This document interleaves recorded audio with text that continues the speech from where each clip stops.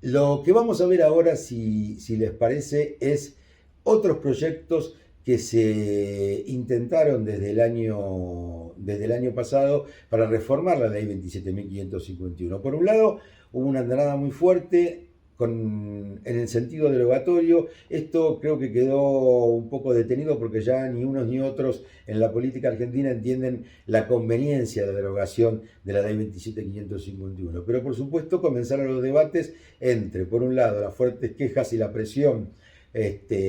muy importante del sector inmobiliario, el debate ideológico entre los que consideran que el Estado debe intervenir fuertemente en estas cuestiones, con una visión quizás no solamente más intervencionista, sino también más estatista, y por el otro lado los que creen y consideran que la libertad del mercado es la panacea a todos estos males. Lo cierto es que la idea de reforma de la ley 27.551 en su gran mayoría fue destinada a incentivos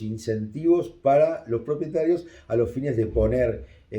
sus viviendas en alquiler con el destino habitacional. Uno de ellos fue el de la diputada Marciota, que fue presentado en marzo del año pasado, que abarcaba distintos tópicos. En verdad el proyecto, por un lado, suspendía el aumento de alquileres, creaba una llamada Cámara Nacional de Alquileres, un registro de los contratos alquileres de inmuebles, se hablaba del depósito en garantía en cuotas, la posibilidad de renovación automática en caso del silencio del locador y una serie de reformas a la ley que no obtuvieron tratamiento por ahora en la Cámara de Diputados, la Cámara de origen, ya que la legisladora Marciota es diputada nacional por el Frente de Todos. También el proyecto del diputado nacional por Juntos con el Cambio, Rogelio Frigerio, que estuvo acompañado por otros 12 diputados del interbloque de Juntos por el Cambio, preveía la incorporación a un artículo de la ley de impuestos sobre los bienes personales por el cual los inmuebles destinados a la locación para casa habitación, dice el proyecto, siempre que el valor de la propiedad no supere el monto establecido en el mínimo no imponible de acuerdo a lo que fijara la ley que se va actualizando anualmente, permitía de esa manera darle algún tipo de motivación al propietario o al locador para colocar la unidad en el mercado de alquileres. Otro, y quizás el más importante de los proyectos que se conocieron durante el año parlamentario anterior, fue el del Frente de Todos, encabezado por el diputado José Luis Gioja, que modificaba la que denominamos ley de alquileres, con menores requisitos para los inquilinos monotributistas para el acceso a la vivienda, también con beneficios para los locadores y topes para la suba de los contratos. Esta iniciativa, que fue presentada por el diputado Gioja, fue impulsada en el año 2019, primeramente durante el gobierno anterior, y después con la sanción en el año 2020 de la ley 27.551, bueno, había sido dejado en silencio para volver a presentarse durante el año pasado. Recordemos que la ley 27.551 fue el resultado de un frondoso debate de más de 4 años, donde participaron todos los sectores de la vida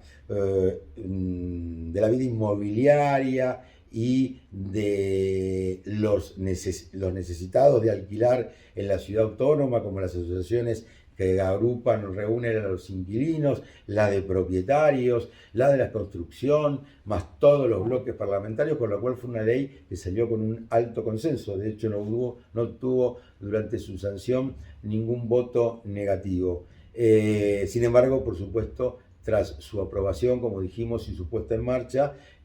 comenzó una fuerte campaña de desconocimiento o de rechazo, de diatriba contra la misma, que además cundió mucho en los medios informativos, ya que hoy no hay nadie que hable, lamentablemente y con poco sentido de conocimiento, de los males que supuestamente aquejó la ley 27.551, cuando en verdad el fondo de toda esta cuestión son los males de la economía que lamentablemente venimos arrastrando, especialmente en la macro, durante varios años, podríamos decir que a partir del 2016 en adelante.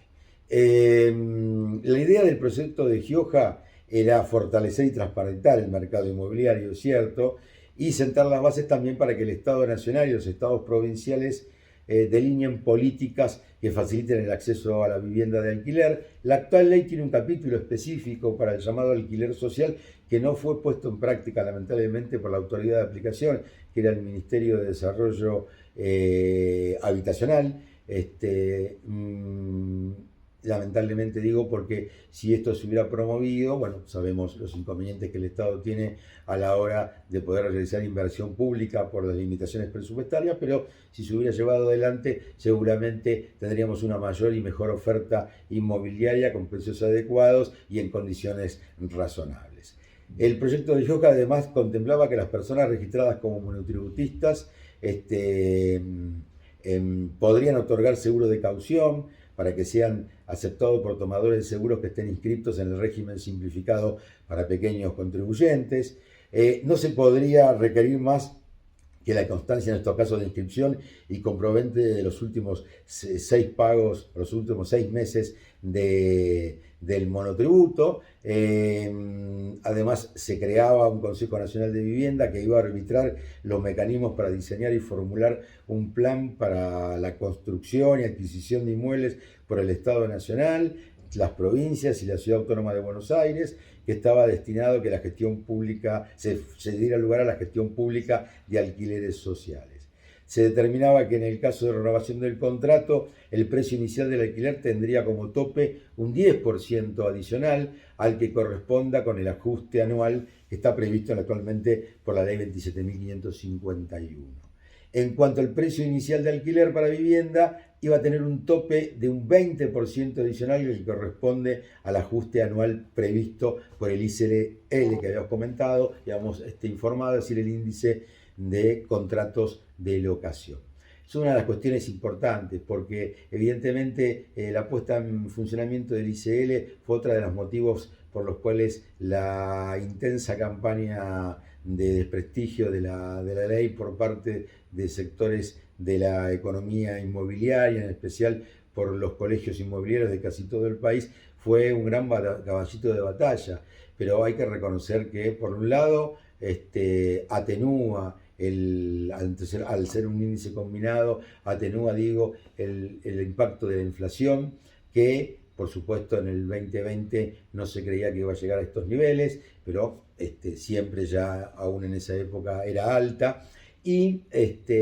lo que les impide a los inmobiliarios, y esta es la gran preocupación, es que los precios de los alquileres se fijen por adelantado con las actualizaciones que existían otrora, es decir, cada 6 meses habitualmente. Con eso se daba un precio final al contrato total, en aquella época de 2 años, ahora de 3 como mínimo para la locación de vivienda. Ese precio final permitía la aplicación de una comisión inmobiliaria por el total del contrato. Hoy en día el sistema se encuentra limitado para el cobro de la comisión inmobiliaria porque en verdad se debe multiplicar por 36 el precio inicial del alquiler, porque no se conocen las actualizaciones hasta pasado primero los 12 meses, después los 24, con lo cual si hacemos números se reduce importantemente la comisión inmobiliaria. Esto y la posibilidad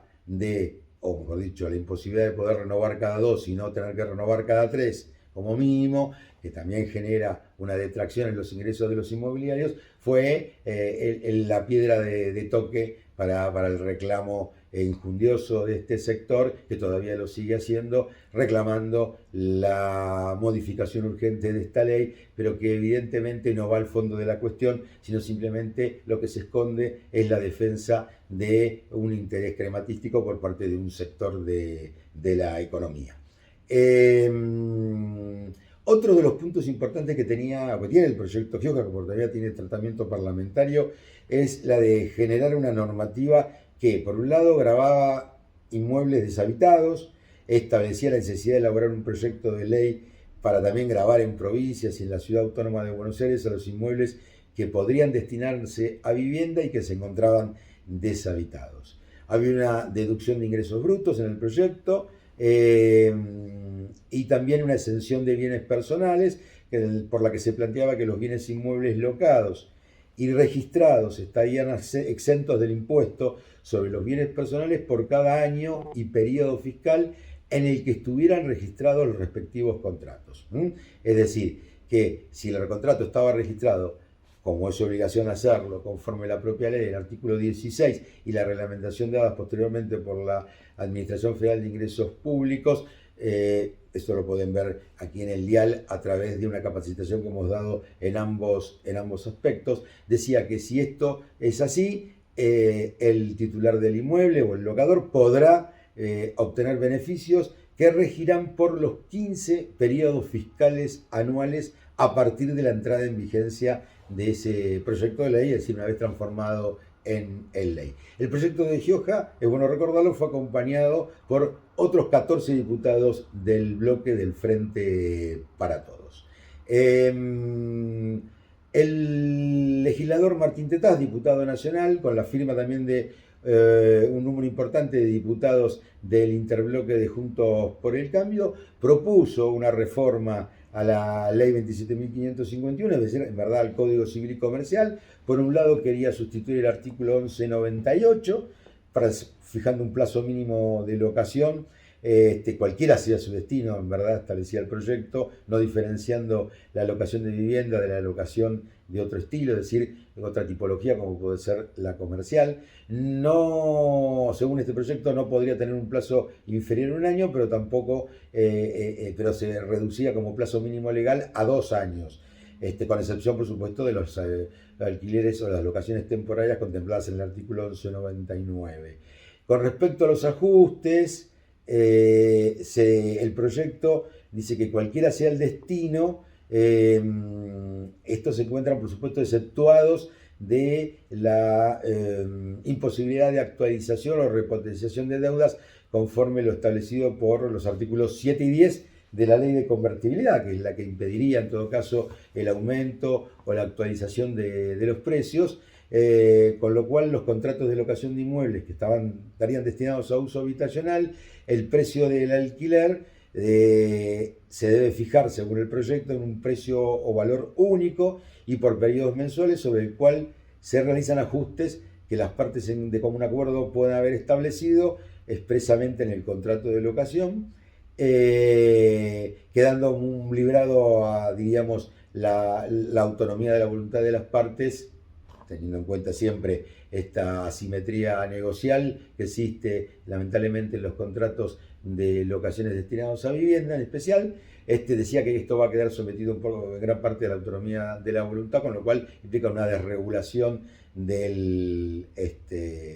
contrato de locación de vivienda como está hoy planteado a través de la ley aprobada y puesta en funcionamiento en el año 2020.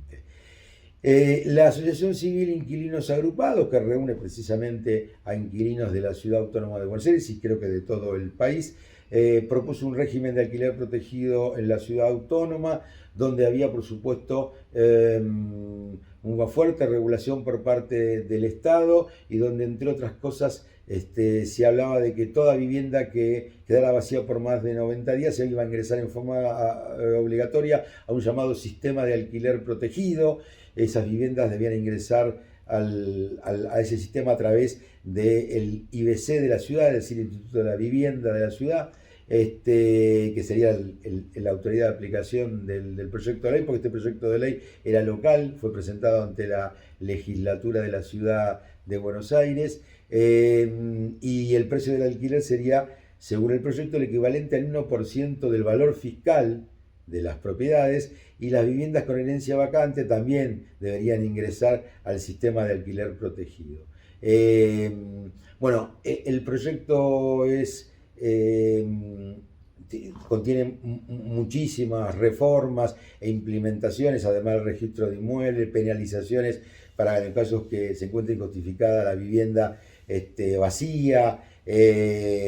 la firma de convenios con organismos públicos y con los servicios de electricidad y gas, por ejemplo, tendientes a que puedan de esa manera controlarse si las viviendas se encuentran vacías o no. Bueno, algunas de las cuestiones entendimos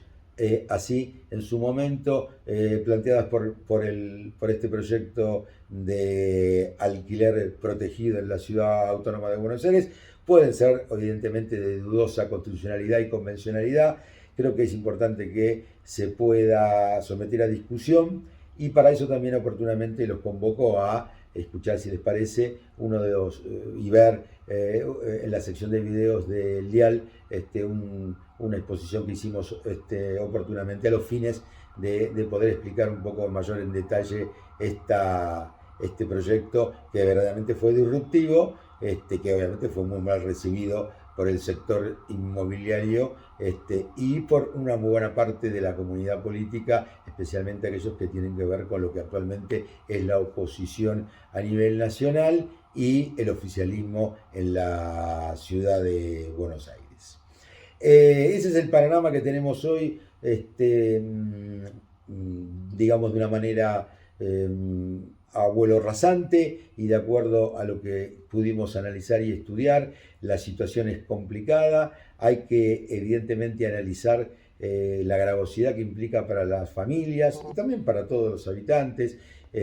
incluso para las familias monoparentales, que hay muchas en la Ciudad Autónoma de Buenos Aires y en otras ciudades importantes del país, el acceso a la vivienda. Hay que recordar, y para esto vamos a hacer un poquito de historia sobre el final de esta presentación, y por el otro lado analizaremos o comentaremos, de acuerdo a la información que hemos recopilado, cuál es la situación, el estado de situación de los alquileres de vivienda en Europa, en otras partes del mundo e inclusive en nuestra América. Para tener un panorama un poco más amplio y saber hacia dónde va orientándose la legislación a los fines de atender este problema tan importante, tan grave, que implica tanta cantidad de gente con problemas verdaderamente que ameritan ser no solamente analizados, estudiados, sino que la legislación acompañe las necesidades que son primarias, son ya elementales cuando estamos hablando de derechos de cuarta y quinta generación, tener que lamentablemente referirnos a las cuestiones de los alquileres para que podamos vivir bajo un techo de una manera mínimamente digna, parecería de otra época, parecería hasta precivilizatorio, pero lamentablemente en la Argentina y también en buena parte de las naciones que componen el orbe, esto se sigue discutiendo porque hay una fuerte tensión entre la concentración económica y el poder económico real y las necesidades y los derechos de las personas. Esa tensión está claramente expresada en muchas de las medidas que se van tomando en el mundo, que ahora vamos a ver, y en lo que ha pasado en la Argentina, haciendo este raconto, recopilación histórica que comienza diciendo que recordemos que en los años 90 el acceso ya a partir de lo sucedido en la última dictadura con la dolarización de los inmuebles y la casi imposibilidad de acumulación por parte de los sectores medios y medios bajos de capital suficiente para la compra de unidades, por supuesto se ha ido paulatinamente volcando a el alquiler, a la llamada inquilinización. Hubo un breve periodo durante el gobierno de los años 90, los primeros años de esa década, el gobierno del doctor Carlos Saúl Menem, donde el crédito, ante la estabilidad reinante con la convertibilidad, el crédito hipotecario reapareció, y por lo menos allí sí hubo un fuerte aumento en la posibilidad de acceso a la vivienda, a la llamada vivienda propia, cosa que también se replicó en una buena parte del gobierno del doctor Néstor Carlos Kirchner y el primer mandato de la actual vicepresidenta, la doctora Cristina Fernández de Kirchner. Después aparecía alborialmente un influjo por parte de los llamados créditos UBA en los primeros años del gobierno del ingeniero Mauricio Macri, que terminó siendo verdaderamente catastrófico. Hoy en día los conflictos siguen existiendo, si bien el número no fue tan importante digamos, de crédito, los tomadores de esos créditos, hoy todavía siguen con graves conflictos al momento de tener que abonar sus cuotas. El Estado tuvo intervención y se sigue debatiendo en el Congreso de la Nación si se va a realizar alguna que otra decisión legislativa, es decir, alguna ley, a los fines de poder atender aún más el problema tan difícil para un buen sector de aquellos tomadores de créditos hipotecarios al valor UVA, a la unidad de valor de adquisición. Lo cierto es que, por supuesto, el desmadre de la economía a partir del 2018 y el aumento galopante de la inflación generó una salida verdaderamente nefasta para los tomadores de créditos. Muchos debieron, por supuesto, debieron devolver viviendas, vender sus viviendas y recibir parte de lo que habían puesto, por supuesto, de una manera depreciada, o transferir los créditos a terceros. La situación es gravosa, es importante y tiene que ser atendida, me parece a mí, porque implica muchas miles de familias en situación de absoluta inestabilidad económica y financiera, y por ende también por sus hogares. Antes existía, en las últimas décadas o en las décadas anteriores, existían las llamadas viviendas sociales. La creación o la construcción de viviendas sociales es algo que no se reedita desde hace bastante tiempo, a pesar de que en este caso en el actual gobierno del doctor Alberto Ángel Fernández se está proyectando entregar hacia el final del mandato 145.000 viviendas, ya se han entregado alrededor de 100.000. Es significativo ese número, pero más allá de esta cuestión, los proyectos a largo plazo en cuanto a construcción de viviendas sociales destinadas, por un lado, a la adquisición y por otro lado al alquiler social, también, decíamos, son difíciles de planificar. El problema principal es no la falta de crédito, sino la falta de acceso al crédito. En verdad crédito hay, los bancos, ya sean públicos como privados, pueden otorgar créditos, muchos están en condiciones perfectamente de hacerlo, pero quien no puede acceder es la sociedad, es la población, debido a que los ingresos se vienen reduciendo de varios años a esta parte, llegando hoy al paradigma o la paradoja de trabajadores estables con salarios en blanco y pertenecientes a convenios colectivos y sectores de la vida sindical que tienen salarios medios y medios altos, no pueden de modo alguno ahorrar para poder adquirir una vivienda. La transformación que vino a partir de la segunda parte de los 90 hizo que evidentemente en los últimos años, especialmente en la última década, el porcentaje, como dijimos, de inquilinización en la ciudad subió del 10 al 40%. Y también es paradójico porque los millones de metros cuadrados construidos en los últimos años solo fueron accesibles en una estadística bastante favorable o plausible a apenas un 5% de la población en la ciudad de Buenos Aires, que cuentan precisamente con ingresos o con ahorros suficientes para comprar viviendas nuevas. El resto tiene que esperar o la posibilidad del acceso por la vivienda social, que está muy limitada, o algún plan de los varios que tiene el Ministerio de Desarrollo Habitacional y Territorio, o si no por herencia, lamentablemente esperando la herencia de algún antecesor. En la última década, tomando el año 2011 a 2021, se construyeron, se dice, efectivamente más de 10 millones de metros cuadrados. Para tener una referencia, sería un Puerto Madero cada 2 años, más o menos, un barrio Corporación Puerto Madero.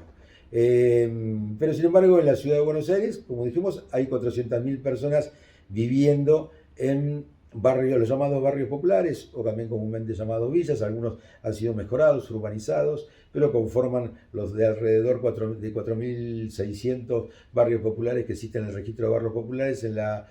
nación, que esperan el proceso de urbanización y de puesta en condiciones dignas de vida, con el acceso a la infraestructura y a los servicios necesarios para una vida digna como todos